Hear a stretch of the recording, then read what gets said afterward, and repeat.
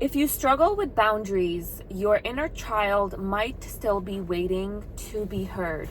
So I just finished a podcast. My friend recently launched a podcast called The Creative Currency. And on there, I shared the importance of connecting with your inner child. And the inner child is that little girl or little boy in you that maybe has been neglected because of things that maybe they did not receive growing up. So things like neglect, things like, breakages in your family bonds, breakages with your relationship with your mother, breakages with your relationship with your father. So when we don't have set boundaries now as adults in our relationships, we can take a look at the inner child and we can begin to heal the inner child, which externally heals your relationship that you have with boundaries. Boundaries all of a sudden become very easy to set. Boundaries occur naturally because you're finally in tune with what your inner child needs. In a relationship, let's say with a romantic partner, if you are not able to talk about your needs and what you need and what you want, if you struggle with that, then that relationship is not going to be at its fullest potential because you are too afraid, whether you are conscious or unconscious of this, but you might be subconsciously afraid of asking for what it is that you actually want, because maybe your inner child did not get it from a parent or a loved one. So when the inner child struggles to get love, we have difficulty setting healthy relationships with the ones that we love. Even if there are members in our families that we really want to love. And I know for me, this is the work that I started doing recently on my own healing journey, is connecting with my inner child, doing the healing work, healing my mother wound, healing my father wound, healing my relationship with myself, which are all the topics that I have in my book, If My Heart Could Talk. It's a poetry book, and through poems I share my relationship with my inner child and my relationship with my mother, my father, the things that I wish my heart could say. That's why the book is called If My Heart Could Talk, because it's truly things that I am holding on to. And I know that for so many of us, we hold on to things that are no longer ours to hold. Things like regret, shame, guilt, fears, things that scare us, things that are not necessarily for our highest good. Those things may be hidden in the subconscious. So the work that we are doing here, a lot of the work is going back to the inner self, reconnecting with your inner child, reconnecting with that feminine part of yourself, reconnecting with the masculine part of yourself, those parts of you that maybe did not get the love that they truly needed in order to be able to set healthy boundaries. So I want to talk a little bit about how to start doing this work so that things like setting boundaries almost come naturally, because you understand your value, you understand your worth. You can, instantly, intuitively feel into if something is truly aligned for you or not. So that would be number one, is to build a better relationship with your intuition.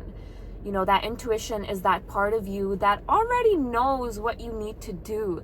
Your intuition is the part of you that, is steps ahead of you. They already know if you should wear this today or that. So when we struggle to connect with our intuition, we struggle with making simple decisions, every day-to-day decisions. What should I eat today? What should I wear today? Those things, yes, they are simple, but they can take up a lot of energy. And if you are here, you are probably a community leader, and you are probably someone who has a lot of responsibilities, has a lot of roles. You are responsible for managing not only your emotions, but the emotions of a community. And that, if you don't know how to manage your own emotions, if you don't know how to connect with your own intuition, then it can become difficult to help others do that. So this work truly starts from within, and Community Leaders is my program that I am launching in April of this year. And in there, I'm going to show you how to become the leader of yourself, your community, and the ones that you love by taking control of the person that you are. You know, it does start with little routines, your daily routine, and that would be number 2. How to set better boundaries is you need to know what your routine is, what you're going to show up for, what you're consistent with. And if you yourself don't know why you show up in the way that you do, why your message is the way that it is, if these are things that you yourself struggle with, then it's going to be hard to set boundaries with others. Now, number 3 would be to heal your relationship with your inner child. Now, your inner child is the part of you that, looping back to the beginning of the video, the inner child is that little girl and little boy in you. You know, maybe in your childhood, there was a situation where you wanted to be the leader, you wanted to take control in something, and for whatever reason, you just weren't able to. Maybe because someone told you that you cannot do it, or maybe you subconsciously held yourself back. And this is why we do the inner work, because it helps us identify which patterns are holding us back from moving forward. So follow those steps, give that a try. I would love to invite you to my Community Leaders program. We are officially launching April 2026. I'm going to have the application form open. So if you see this and in the description, there's an application form, go and fill that out. That will let me know that you are interested in this program when I launch.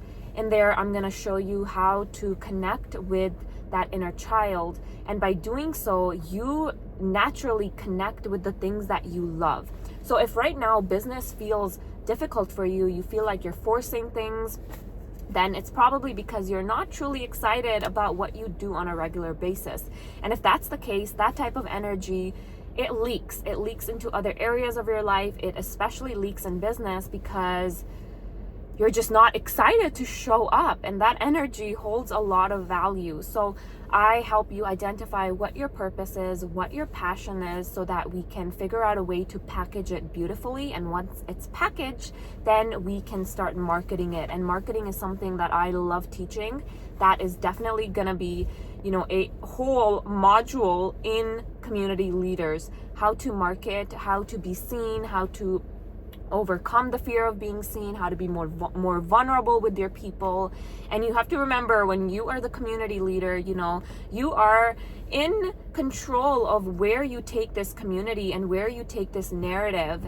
And so if you know deep down what it is that you are doing, your purpose, your mission, it's going to become a lot easier for you to begin calling in those people. So it's a beautiful circle that works on itself. It's worked for me. It's worked for my client, Mikey, who has a community on Skool.